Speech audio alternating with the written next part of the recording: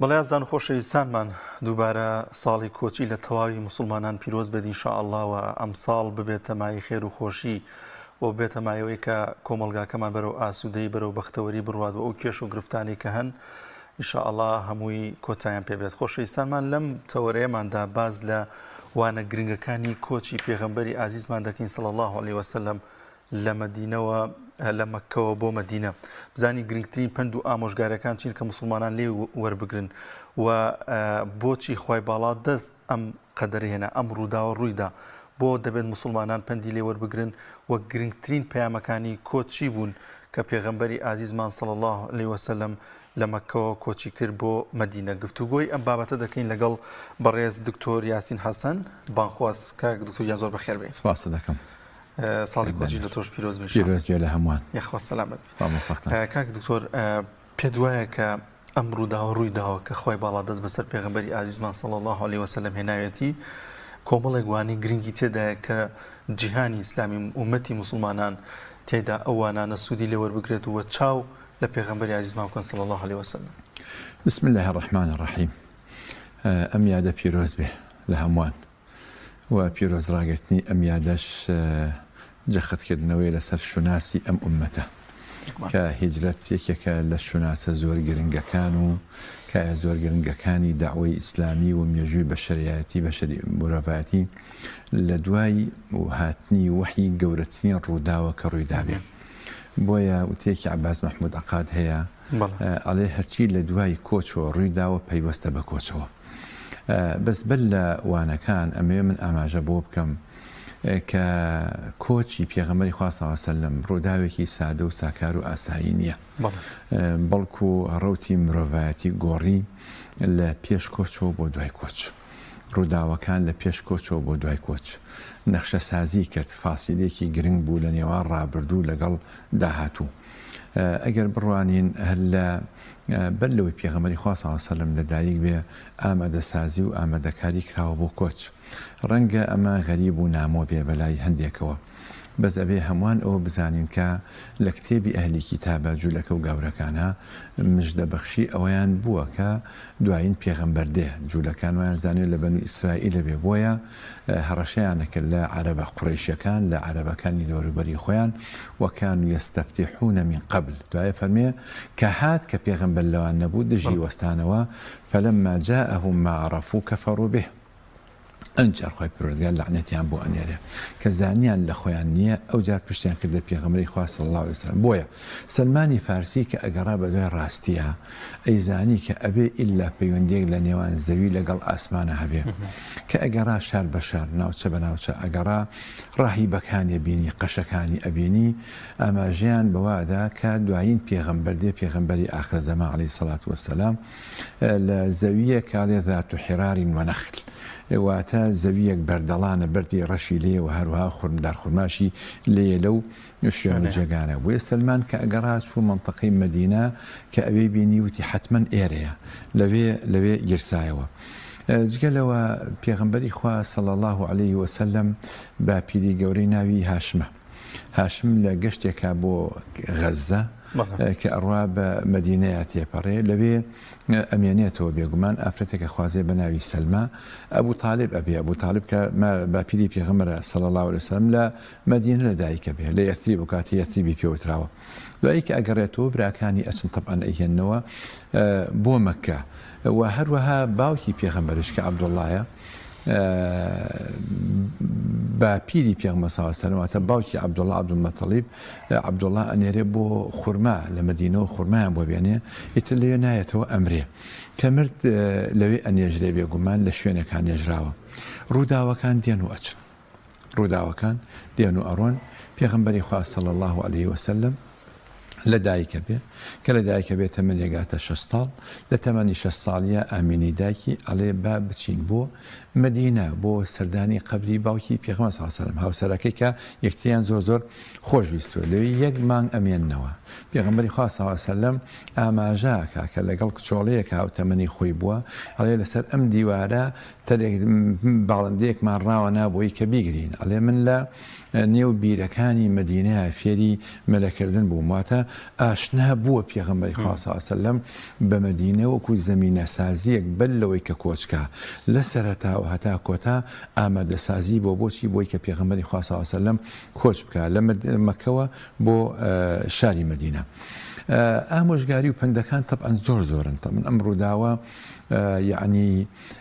بە درێژایی مێشووی بە شەریعەت هەست کە هەر کەسێک ڕازگۆ بوو بێ لەگەڵ مەبدەئی خۆیان کۆچی بۆ کردووە تەفانی بۆ کردووە سوتاوە بووی تواوە تۆ لەو پێناوەیە دەستەڵگرتووە لە ماڵ و سامان جێهێشتنی خاک بە جێهێشتنی خاک و خۆڵێک کە لێی دروست بووی زۆر قورسە زۆر سەختە بۆیە ئینسان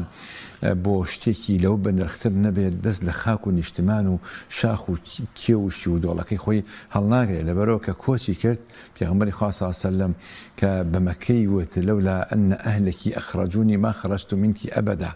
کە وەصفی شاخی ئوحودەکە جەبەل یحبنا ونحبه پێغەمبەری خوا صلی الله علیه وسلم خۆشەویست بووە بۆ خاک و بۆ وڵات و نیشتمانی خۆی بۆیە هەستاوە بەجێ هێشتووە ڕووی کردوێتە مدینە لە دوای ئەوەی کە سزادران لە دوای ئەوەی کە ئازارەدران انتقال کۆچکردن لە مەکەوە بۆ مەدینە کۆچکردنە لە دەعوەوە بۆ دەوڵەت لە دەعوە بۆ دەعوە و دەوڵەت کۆچکردنە لە حاڵەتێکی نەزەریە و بۆ پراکتیزە کۆچکردنە بۆ بەرجەستەکردنی ئەو مەبدەئی کە هەیە کۆچکردنە بۆ پێکێنانی قەوارەیەکی سیاسی کە بتوانێ هەموو لا پارێزێت بۆیە لە مودەی چەند ساڵێکە ئەتوانین بڵێن هەموو نیوە دوورگەی عەرەبی گرتەوە پەیامی ئیسلامی پایکۆچ واتە هەڵبژاردن لە نێوان خوایە لەگەڵ غێری خوا کەسێک نەتوانێت دەست لە ئارەزوویەک هەڵبگرێ ناتوانێت خۆی بکە بە فیدای مەبدە ئارەزوویەکی ئاسان ئەگەر نەتوانی دەست لە خەو هەڵگری ناتوانانی هەڵسی بۆ نوێژی بەیانی ئەگەر نەتوانی دەست لە چاخواردنەوەیەک هەڵگریت ناتوانانی بەڕۆی خەباتکەیت و کۆششکەیت بۆیە کۆچکردن کۆمەڵێ پەیامی زۆری تایە پاداشتەکەشی چییە بۆ سەحابەکان ئەو یەکە فەرمێ وأولئك هم الصادقون کۆچ تەنها تاقیکردنەوە نەبوو بۆ کەچبەران بۆ پشتیوانانش تاقیکردنەوەیکی گەورە بوو کە خۆی پەروەردگار وەصفیانەکە والذين تبوأوا الدار والإيمان يحبون من هاجر إليهم طبعا ئەم ئاەتە پێویستەکە ئینسان هەڵوەستەی لەسەر بکە ئەم مێژووە پێویستەکە کە ئینسان بیکە بە وێزگەی پڕ لە سەروەری پند و ئامۆژگاری زۆری لێوە بگرێ ئێمە ئەو دوو قەبیلە هەبوو ئەوس و خەزرەج سەدان ساڵ شەڕیان کردووە پێغەمبەری خوا صلی الله علیه وسلم کە کۆچەکە بۆ سڵحە لە نێوان ئەم دوو قەبیلەیە بەچوونی پێغەمبەری خوا صلی الله علیه وسلم ئەوەی ڕەسی کوفر بوو هەمیان تەحتیم بوون نەمان ڕۆشتن دوور کەوتنەوە لە ئەوس و خەزرەجیش تەنانەت تیان کرد بۆ ئەگەر خلاف بوو دائیمەن لە بینی دوو تەرەفا یاترا بەیەک ناکەن تەرەفی سێهەم لایانی سێمە بێ بێتە پێشەوەکەوە سەرپەرشتی هەمیان بکە هەموو ڕەسەکان هەموو سەرەزلەکان تێکشکان بە چوونی پێغەمبەری خوا صلی الله علیه وسلم بەس عەبدوڵای کوڕی ئوبەی کوڕی سەلولمایەوە کە سەرۆکی منافقەکان بوو جاوە ئەگەر خەڵکی تری لەگەڵا بمایەتەوە ئەوایە چیان کردایە بەس ئەو مایەوە بۆ پند و عیبرەت بۆی بزان کە ئەهلی نیفاق چ ژەهرێک ئەڕێژن لەبەر ئەوە پێغەمبەری خوا صلی الله علیه وسلم ئاشتەوایی و تەبایی خستە نێوان ئەوس لەگەڵ خەزرەج چونکە ئەوس ژماریان کەمتر بوو خەزرەج زۆری نەبوون بەڵام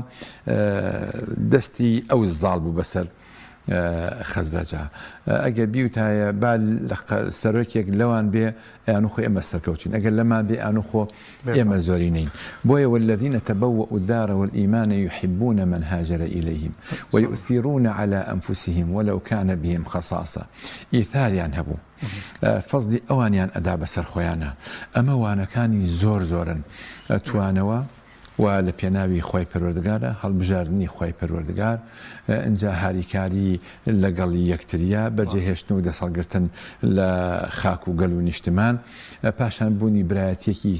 تەواو و تەباییەکی تەواو بە یەکڕێزی کە ئینسان ئەتوانێت پەیامەکەی خۆی بگەێنێت ئینشەڵا دێنەوە سەر دۆخی مەدینە کە دوای پێغەمبەری عەزیزمان صلی الله علیه وسلم کۆچی کردووە کۆمەڵێک پێژات و ڕووداو هەبوون لەوانە مانەوەی ئیمامی عەلی ڕەزای خوا لێبێ لە شوێنی پێغەمبەری عەزیزمان صلی الله علیه وسلم ئەمە پێغەمبەری عەزیزمان مەکەی بەجێهێژ لەوانە مانەوە لەگەڵ لە ئەشکەوتی سەو لەگەڵ ئەبوبەکر سیدیق ڕەزای خوای لێبێ لە ڕێگا بینینی سوراقا هەموو ئەمانە پەیامیان تێدایە گرنگە پەندی لێ وەربگرین و چیمان پێ دەڵێت ئەم ڕووداوانەی کە ڕوویداوە لە سەروبەندی ئەم کۆچەدا شتێک نەماوە کە پێویست بێ بۆ هیجرەت بگیرێتە بەر ئیلا پێغەمبەری خوا صلی الله علیه وسلم گرتێ بەر وشتێک نەماوە لە دوای هیجرەتشی کە جێبەجێ بکە لەکردنەوەی مزگەوت لە یەخستنی ئەوس و خەزرات لە بەهێزکردنی دەوروپشتی مەدینە لە ئەنجامدانی تەبایی و تۆکمەیی لە ڕۆشتنی هەموو سەحابەکان بەرەوە شتێک نەماوەکە نەیگرت بێتە بەر وەکو وەسائلی دنیاوی پێغەمبەری خوا صلی الله علیه وسلم ئیمامی عەلی لە شوێنی خۆی داناوە بۆ ئەوەی کە طبعاً ئەمە گەنجێکە و هەروەها وەدای و ئەمانەتی لابووە بۆی کە بیگەڕێتەوە هەندێک گەڵێن بە شەو دەرچووە و باسی چنینی جاڵجاڵۆکە ئەو جۆرەشتانەکەنەوە تقریبا لە تاریخە ڕەنگە ڕێژێکی باش لەوانە زۆر سابت نەبوو بێ بەسەوەی کە باسەکرێت طبعاً بە ئاراستەیەکی تر ڕۆشتووە بۆی کە نەزان بەرەو مەدینە کۆچەکە لە سەرەتای پێغەمبەری خوا صلی الله علیه وسلم ئەی بیست کە ئەمە کۆچێک ئەبێ بکە جا یەکێک لە ئیرهاساتی تر بەوەی کە پێغەمبەری خوا صلی الله علیه وسلم کۆچەکە بۆ مەدینە کۆچەکە لە مەکە نامێنێ کاتێک کە پەیامەکەی بۆ دابەزی لە ئەشکەوتەکە اقرأ باسم ربك الذي خلق کە گەڕایەوە ترسێکی لێ نیشت بوو دایکە خەدیجە خوا لێ رازی بێ کە چوون بۆ لای وەرەقەی کوڕی نەوفەل وتی ليتني فيها جذعا إذ يخرجك قومك يا ليتني أكون حيا إذ يخرجك قومك خۆزگە من زیندوو بوومە ئەو کاتێک کە قەومەکەی خۆت دەرتەپەڕێنن پێغەمبەر صلی الله عليه وسلم فەرمووی ئەوە مخرجیهم ما أتى نبي بمثل ما أوتيت به قط إلا عودية إلا دجاتي كراوة أوش ئاماژەیەکە بۆی کە پێغەمبەری خوا صلی الله علیه وسلم هەر لە سەرەتاوە زەمینە سازی بۆ کراوە بۆی هەموو ڕێگاکانی گرتە بەر بۆیە هەموو ئەو کونوکە لە بەرانی کە هەبوو گرتی ئەوەی کە جێی سەرنجە طبعاً سەیدنا ئەبوبەکری لەگەڵا بووە ئیمامی ئەبوبەکر کە ئەترسا بۆ پێغەمبەری خوا صلی الله علیه وسلم ئەترسا کە پێغەمبەری خوا صلی الله علیه وسلم فەرمی ما ظنك باثنين الله ثالثهما ئەبێ چۆن یعنی لەو ئیمانە لەو عەقیدە لەو مەبدەئە کە دوو کەس بڕۆنە دەرەوە ئەم سەنادیدی قوڕیش هەموو بە شوێنیان بگەڕێن وەک ئاماژە پێکرد جەنابە طبعاً سوراقە ئەیان بینێ چەند جارێ ئەسپەکەی ئەکەوێ لە دواییە کەشفە بن کە کەشفە بن محاولەیەوە کە بێتەوە سەد وشتر وەرگرێ و شت وەرگرێ و پێغەمبەری خوا صلی الله علیه وسلم قسەی لەگەڵاکە ئەڵێ سیوارێکی سرا بۆ تۆ بێت نهێنیەکان بپارێزە ئەوش طبعاً سەرڕاست دەبێ بۆیە لە سەردەمی ئیمامی بوو ینی قەنەعاتی کردو لە کاتێکدا ینی هیچ ئیمانێک بەڵێ لەو کاتێ ئیمانێنێت و بێگومان هەموو شتەکان زەمینە سازی بۆ لە خۆی گەورە بۆی کە پێغەمبەری خوا صلی الله علیه وسلم لە کۆچەکە سەرکەوتوو بێ بۆیە جارێکیان لە سەردەمی ئیمامی عومەرا بێ کە کیسرا و فارسەکان تێگەشکن بەدەستی سوپای ئیسلامی لەناو سوپاکە و یاکە ئەگەڕێنەوە سوراقە طبعاً جارێک بانگەکە لە حاڵەتی پێشووترا بانگەکە طبعاً ئەڵێ دەبۆم بنووسە بە پێغەمبەر صلی الله علیه وسلم بۆم بنووسە پێغەمبەر صلی الله علیه وسلم ئەڵێ یا ئەبوبەکر بۆم بنووسە ئێسقانێکە دۆزێتەوە هەڵێگەنی لەسەری نووسێکە سیوارەکانی کیسرا بۆ کێبێ بۆ سوراقا بێ ئەو بەڵێنە ئەیا ئومەتمانەی هەیە زۆر گرنگە ئەو باوەڕ ئاوا دامەزرێ لە دواییە طبعاً سوراقە داوایەکە لە شوێنێکەوە ئەڵێ من عەهدێکم هەیە لەگەڵتانە دواتر کە دێتەوانێ تاجەکەی دێت تاجەکەی کیسرا پشتێنەکە نیتاقەکەی بۆ دێ سیوار و بازنەکانی دەستی بۆ دێ هەمووی ئاڵتوونە ئیمامی عومەر بەڕەحمە ڕەزا و ڕەحمەتی خوای لێبێ ئەفەرمێ ئین قەومەن ئەدەو هذا لأمناء قەومێکە ئەمەیان هێنا بێتەوە خۆیان نیان دزی بێ نیان برد بێ نیان ماشی بێتەوە نیان شارد بێتەوە نی سەحابەکان کە تاجەکەی کیسرا بگریت و بێنی تۆ تەسلیم بە بەیت المالی بکەی هاوارەکە کوا سوراقە ئەڵێ ئەو سوراقەیە ئەیهێنێ ئەیزانی حەتمەن بەڵێ خۆی تاجەکە خاتە سەری بازەکان ئەکاتە دەستی نیتاقەکەش ئەکاتە پشتی بەڵێن ئەبێ ئاوا ببرێتە سەر بۆیە ئومەتە لەسەر ئەم بنەمایە دامەزراوە لەسەر ئەم مەحەبەت و خۆشەویستێ دامەزراوە هەموو ڕێکارەکانی گرت بۆ بەر پێغەمبەری خوا صلی الله علیه وسلم لە مەکەوە کە کۆچەکە وایە بۆیە گەورەترین ڕووداوە لە دوای مەبعەثی پێغەمبەری خوا صلی الله علیه وسلم و هەروەها مێژووی هیجری ئیسلامی لەسەر ئەو بنەمایە دانراوە مێژووی هیجری بۆ کە ڕووداوێکی زۆر گرنگە پێشی کۆچ لەگەڵ دوای کۆچ لە یەک زۆر جیاوازن جاری وایە پرسیارەکرێ بۆچی لە دایکبوونی پێغەمبەر صلی الله علیه وسلم بۆچی لە وحیەکەی پێغەمبەری خوا صلی الله علیه وسلم وحیەکە شتێک بووە سەربەخۆ بووە تایبەت بووە بۆیە ئیمامی عومەر ڕەزا و ڕەحمەتی خوای لێبێ لەگەڵ سەحابەکان هاتن هیجرەتیان کرد بە مێژووی ئیسلامی و تا مرۆڤاتی لەسەر زەوی مابێ ئەو مێژووە بە زوندی پێمێنێتەوە کاک زۆر پێت وانییە کە پێغەمبەری ئەزمان صلی الله علیه وسلم لەو زوڵم و ستەم و نادادی و ناڕەحەتکردنی سەحابەکان و ناڕەحەتکردنی خۆی لە مەکەدا هاتە مەدینە تەنها ئەوە نەبوو کە لەو ناڕەحەتیە ڕزگاری بێت پلانی دانەنیشت نەخەوت ئیسراحەتی نەکرد بڵێ مەسەلەن ئیدی من نەجاتم بوو لەوان پلانی دانا کە ڕوبەڕووی ئەو زوڵمە بێتەوە کە ئەو زوڵم مستەمە قبوڵ نەکات بە پلانێکی تۆکمە بە یارمەتی سەحابەکان ڕەزای خۆیان لێ بێت بل لە هاتنی پێغەمبەر صلی الله علیه و سلم ئەگەر دراسی بکەین بە زۆر بە کورتی ئاماژە بکەین بەڵێ دوو حەزارەت هەبوو بەڵێ حەزارەتی ڕۆمانی هەبوو لەگەڵ حەزارەتی فارسی حەزارەتی ڕۆمانی انحناری ئەخلاقی گەشت بۆ لوتکە هەڵتەکینی ڕەوشتی نەمانی نرخی مرۆڤ لە 175 مرۆڤەکان چی بوون کۆی لەبوون تەنانەت لە سەردەمی ڕۆمانیا کە یەکێک لە پاشاکانیان چواردەوری قودسی گرت وتی ئەبێت جوولەکە تەسلیم بێت دوای 5 مانگ ئەندا تەسلیم بوون وتی هەر یەک لە ئێوە بێ باوی دایک و باوکی و ماڵ و مناڵی خۆی کوژێ بۆی بمێنێتەوە بە زیندەتی هەر یەک لەوانە دایک و باوک و ماڵ و مناڵی خۆی کوشت دوایش ئەوانەی کەمانە وتی دەی یەکێکتان ئەویتر بکوژێ بڕێژەیەکی زۆر کەمیان ڕزگاریان بوو ئەو بۆ شێوەیە مامەڵیان لەگەڵاکرا فارسەکانش بە هەمان شێوە فارسەکان دایک و خوشک و کچی خۆیان مارا کرد دوایشکی سرای دووەم کچی خۆی مارە کرد لە دوای کوشتیشی کێ دایکی خۆی مارە کرد ئەو خوشکی خۆی مارا کرد عەرەبەکانش کچیان زیندە بەچاڵە کرد کچیان زیندە بەچاڵە کرد استراتیجی عەرەبەکان ئەوە بوو کە بن بەسەر یەکتریە تیرە و هۆزەکان لە وەرگاکانە بۆ یەکتری تاڵانکەن بۆیە ڕێژێکی زۆر لە عەبد و کەنیزەک و ئەو جۆرەشتانیان نەبوو سەرزەوی شەپۆلەیە لە چیە لە ستەمە لە هەموو بوارەکانە بۆیە ئەم مرۆڤایەتی پێویستی بە نورێک بێت بە نورێک بوو بێت کە بریتی بوو لە نوری پێغەمبەری خوا صلی الله علیه و سلم کە قەدر بگێڕێتەوە بۆ ئافرەت کە ڕێز بگێڕێتەوە کە وردە کەنیزەک و جاریە و عەبد و کۆیلە و ئەم جۆرەشتانە وردە نەهێڵێ کە بڵێ ئافرەت مافی خۆیەتی ئافرەتان بۆ معلوماتتان لە سەدەی 20ەمە مافی مڵکیەتیان دراوەتێ لە فەڕەنسا 1936 وتیان باشە بە قیچێکە بە شت بەناوێ بێ لە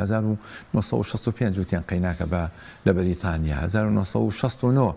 لە هیندستان لە سەرەتای هەفتەکان لە هیندستان یا کۆتایی شەستەکان وتیان مافی ئەوەی هەیە کە شت بەناوێ بێ مڵک بەناوێ بێ بەس پێغەمبەری خوا صلی الله علیه و سلم کە هاتی ئینقلابێکی زۆر گەورە ڕوویە پێغەمبەر صلی الله علیه و سلم وەسیەتی کرد بە ئافرەتان شەقایق الرجال ما ئەکرەمەهن إلا کەریم وما ئەهەنەهن إلا لەئیم بۆی هەموو ئافرەتێک ئەبێ زاری پاراو بێ بە سڵاواتدان بۆ سەر پێغەمبەری خوا صلی الله علیه و سلم خۆشویستنی ئەو زاتە بۆ چونکە نورێک بۆ هات ئەوانی لە زیندە بەچاڵکردن ڕزگار کرد پەیامی پێغەمبەر صلی الله علیه و سلم نورە خۆشەویستیە پەیامێکە بۆ پشتیوانی هەمووان تەنانەت کافرەکانش ئەبێ خۆشیان بێ تەنانەت ئافرەتێکە ملوانکیەکی ئێسقانی لە ملایە لە ئەفریقیا ئەبێ خۆشی بێ تەنها کچۆڵەیەک لە قۆقاس کە ئەڵێ محەممەد بە هەڵمی دەمی کە ئەنووسێ محەممەد ئەوش هاوارەکە خۆشمەوێ تەنها ئەو کچۆڵانەی کە ئەڕۆن و دێن کە ئەڵێ یەک بەیەکیان ئەڵێ محەممەدتان خۆشەوێ ئەڵێ بەڵێ خۆشمانوێ ئەی چۆن ئەو ئێمەی لە زیندە بەچاڵکردن ڕزگار کرد پێغەمبەر زۆر ئەو پەیامەشی تێدایە کە هاوڵانی پێغەمبەر سەحابە بەڕێزەکان لەگەڵیا هەوێنی سەرکەوتنەکانی پێغەمبەری ئازیزمان صلی الله علیه وسلم یعنی هەمیشە بەردەوام بەدەم پێغەمبەری ئازیزمانەوە بوون و لە سەرکەوتنەکانیاندا ڕۆڵی بەرچاویان بینیوە ینی هەڵبەت ئەو پەیامەشی تێدایە کاتێک کە سەرکردەیە قیادەیەک لە کۆمەڵگایەکە لە دەوڵەتێکا دەبێت ئەوان دەوروبەریشی زۆر گرنگە بۆ سەرکەوتنی ئەو قیادەیە قسەیەک هەیە و ئەزانم ماکیاڤیلیە تەبعاً لە کتێبەکەیە میر ئەڵێ ئەگەر پتێوێ هەڵسەنگاندن بۆ هەر کەسێ بکەی هەر قیادێ بکەی لە میانی دەوروبەرەکەی هەڵسەنگانی بۆ ئەگەر هەڵسەنگان بکەین بۆ پێغەمبەری خوا صلی الله علیه وسلم لە میانی دەوروبەرەکەی هەڵسەنگانی بۆ بکەین ممکن نییە کەسێک ڕازگۆ بێ دەوروبەرەکەی درۆزن بێ ممکن نییە کەسێک ئازا بێ دەوروبەرەکەی ترسنۆک بێ ناکرێ مرۆڤ چۆن بێ دەوروبەرەکەی بۆ شێوازا بێ بۆی ئەگەر بڕوانین بۆ دەورو پشتی پێغەمبەر صلی الله علیه وسلم بریتێ لە سەحابەکان ئەوانەی کە توانەوە لە پێناوی پەیامەکەی پێغەمبەری خوا صلی الله علیه وسلم بويا زانایان گەشتونەتەوە ئاستەکە ئەڵێن ما رأينا أحدا يحب أحدا كحب أصحاب محمد محمدا کەسمان نبینیوە کەسێکی خۆش بێ بە ئەندازەی خۆشویستنی هاوڵانی پێغەمبەر بۆ پێغەمبەری خوا صلى الله عليه وسلم کە زۆر خۆشیان ویستووە کە زۆر بەردەوریەوە بوون کە زۆر بەرگریان لێ کردووە کە فیدایان کردووە بە خۆیان و بە ماڵ و مناڵ ئەوەی کە سەحابەکان ئەیان کرد تەنها کە وەکو سید قوتب بەڕەحمەت بێخوا فەرمێت جیل قورئانی فەرید نەوەیەکی قورئانی بێوێنە تەنها بەوان ئەنجام درراوە شتی سەیسێر هەیە شتی عەجیب هەیە کابرا خۆی برسیە بەڵام ئامادەیە کە ببەخشێت کابرا خۆی بریندار و تینووە بەڵام ئەڵێ ئاوەکەمەیە بە من بێ بۆی تەنیشتم برایەتیەک لە لووتکەی مرۆڤ بوونە لە لووتکەی خۆشەویستیا بۆ یەکتری بۆی هەڵسەنگاندنەکە ئەگەر بۆ هەر کەسێ بکەی لە میانی دەوروبەریەوە سێرەکەی پێغەمبەر صلی الله علیه وسلم لەگەڵ هاوڵانیا ئەو بەکری سەدیق ئەگەر زینوو بێتەوە پێی بووتێ ملیۆنێر یا ملیاردێر یا پێوتێ هاوڵی پێغەمبەر صلی الله علیه وسلم هاوڵ هەڵەبژێرێ سەیدنا عومەر ئەگەر پێی بووتێ جەنڕاڵ عومەر یاخود هاوڵی پێغەمبەر ئەڵێ هاوڵی پێغەمبەر هەڵەبژێرم هەر کەسێک سەرکردەکان زۆرێکیان لە دنیای خەڵک ئەگەر لیان نزیک بێتەوە بچووکە بنەوە بەس پێغەمبەری خوا صلی الله علیه وسلم مرۆڤەکان هەتا لی نزیک بوونایەتەوە گەورەتر ئەبوون ئەزانی بۆ چونکە خاکی بوو چونکە سادە بوو سوات گوێرێژێکە بوو کەسێکی لەبێ خۆی سوارە کرد زۆر زۆر طەبیعی بوو زانی بۆ چونکە لە ناخ و هەناوی خلاف ئیجابیاتی دەرهێنا چ کاتێک شکست نزیک وایە ئەمەلی ئەبەخشی بەزەی و بە سۆز و بەڕەحم بەرامبەر تەنانەت بە دوژمنەکانی هەتا خەڵکانێک هاتوون بۆی بیکوژن بەڵام کە شمشێرەکەی دێسەنداوتێتی بڕۆ عەفوو بە ڕۆشتۆ دوای گەڕاوەتەوە تێتی ئەشهەدو ئەن لا إله إلا الله وأشهد أن محمدا رسول الله بانیانە کرد دعوەتیانە کرد بۆ نانی جۆ ئامادە بۆ کە نانە جۆکە بخوا لەسەر و هەموو پاشاکانەوە بووە بەڵام زۆر سادەی ژیاوە چوو بێتە هەر مەجلیسێکەوە ئەمێنێ بۆ ریزی پێشەوە ئەم لاو خەڵک هەسێ بۆی و فەرمووی ئەجلیس و حەیث انتهى بی المەجلیس لەو شوێنەیەدا ئەنیشت ئیتر ئەوا بوو بەسەرەوە بۆیە نمونەیەکە ئەبێ ئینسان چاوی لێ بکە سەرکردەکان ئەبێ چاوی لێ بکەن لە هەموو بوارەکانی ژیان نەک لە یەک دوو شتێکە بۆیە هەر کەسێک ئەیەوێ کە وەک پێغەمبەر وابێ صلی الله عليه وسلم ناتوانێت طبعا بەڵام ئەکرێ شوێن پێکانی ئەو بگرێتە بە تەنانەت لە بەخشینە کە شاعیرێکە فەرمێ لو لم يكن في كفه إلا روحه لجاد بها فليتق الله سائله ئەگەر لەسەر لەپی دەستی جگە لە ڕۆحی هیچی نەبێ کەسێ داوای کە ئامادەیەکەوا بیبەخشێ ئەو کەسێک کە داواکە لە پێغەمبەر سەڵام باتە خۆی هەبێ داوای ڕۆحی نەکە جلی تازەیان بۆ هێناوە لە بەری کردووە یەکێک داوای کردووە سەحابەیەک سەر دایکەنەوە پێشکەشی کردووە کە یەمەنی بووە ڕەنگە جبەیەکی جوان بۆ بێکسە پێشکەشی کردووە بۆیە نورە وەیە پێغەمبەری خوا صلی الله علیه وسلم مەشقەڵێکە هەتا مرۆڤایەتی ما بێ ئێمە قەرزاری ئەو پێغەمبەرین و ئەبێ شوێن پێ ئەو هەڵگرین و هەتا ماوین درود بنێرین بۆ گیانی پاکی و پێغەمبەر دەستخۆش بە مامۆستاگیان حەزمە کردتاوەوە وەڵامی تر کاتمان تاو و زۆر سپاس دەکەین بەڕێز دکتۆر یاسین حەسەن بەمەخوازیەخوا دەستخۆش بێ بەرپاداش باتەوە.